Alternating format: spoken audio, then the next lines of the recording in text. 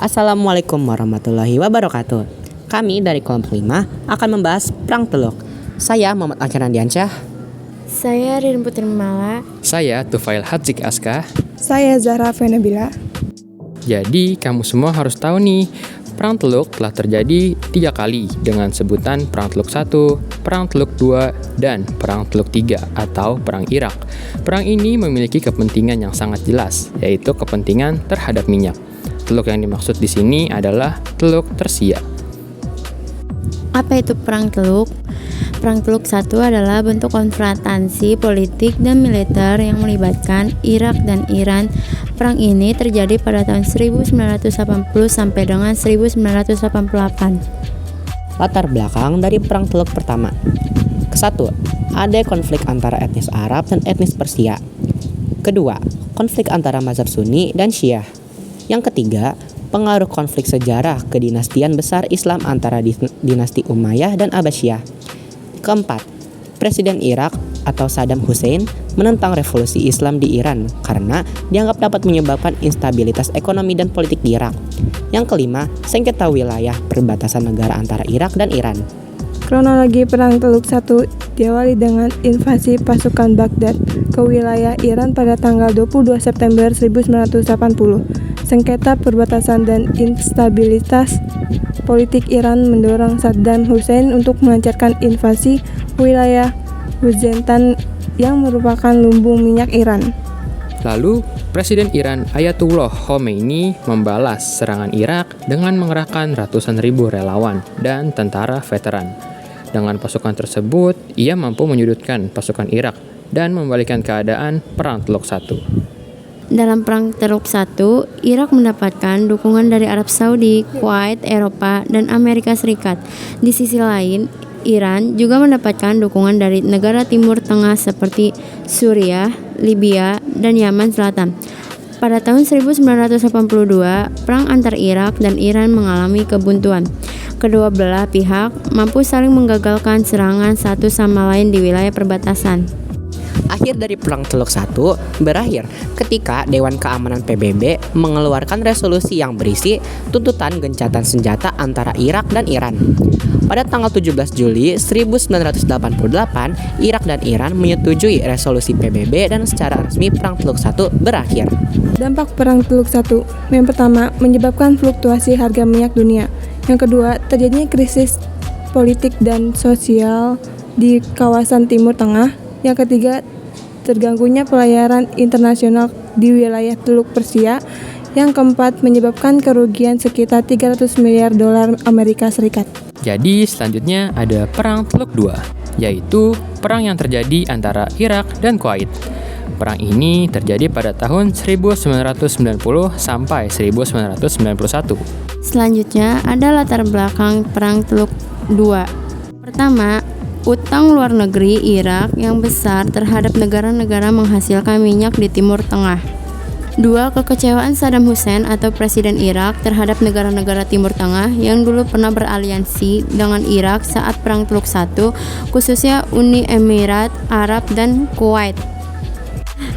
3. Anjloknya harga minyak dunia karena adanya pelanggaran kebijakan OPEC yang dilakukan oleh Kuwait dan Uni Emirat Arab. Hal tersebut memperberat kondisi ekonomi Irak sebagai negara yang bergantung pada penghasilan dari ekspor minyak. 4. Ambisi Saddam Hussein untuk menjadi pemimpin dunia Arab. Selanjutnya ada kronologi dari Perang Teluk 2.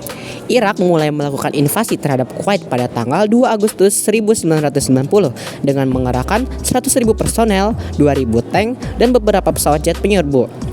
Irak hanya membutuhkan waktu sekitar 24 jam untuk menguasai seluruh wilayah Kuwait. Invasi Irak menyebabkan timbulnya korban jiwa dari masyarakat sipil serta kerusakan bangunan yang masih di Kuwait. Pada 29 November 1990, Dewan Keamanan PBB mengeluarkan resolusi yang menuntut Irak untuk keluar dari Kuwait. Namun tuntutan tersebut tidak diindahkan oleh Irak. Pada tanggal 17 Januari 1991, pasukan koalisi pimpinan Amerika Serikat membombardir instalasi pemerintah dan militer Irak. Akhir dari Perang Teluk II ini adalah penyerangan terhadap Irak terus berlangsung hingga 28 Februari 1991. Pada tanggal tersebut, kekuatan militer Irak sudah mencapai batasnya dan Saddam Hussein menyetujui gencatan senjata. Dampak dari Perang Teluk II, yang pertama, Irak dikucilkan di seluruh sektor kehidupan internasional. Lalu yang kedua, adanya penggulingan pemerintah Saddam Hussein oleh organisasi. 3. Tersendatnya ekonomi Kuwait karena kehancuran tambang minyak.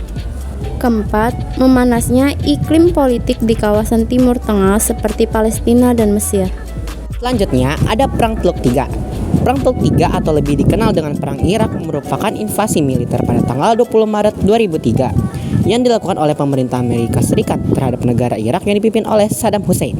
Terjadi mulai 20 Maret sampai 1 Mei 2003. Latar belakang dari Perang Teluk III. Tuduhan Amerika Serikat bahwa Irak memiliki senjata pemusnah massal. Yang pertama, Amerika Serikat juga menuduh bahwa Irak terlibat aksi terorisme dalam peristiwa 9 September 2001. Yang kedua, mengamankan kepentingan minyak Amerika Serikat. Yang ketiga, melindungi sekutunya di Timur Tengah, Israel dari ancaman Irak. Yang keempat, kepentingan geopolitik Amerika Serikat di kawasan Teluk Persia yang terancam oleh Irak.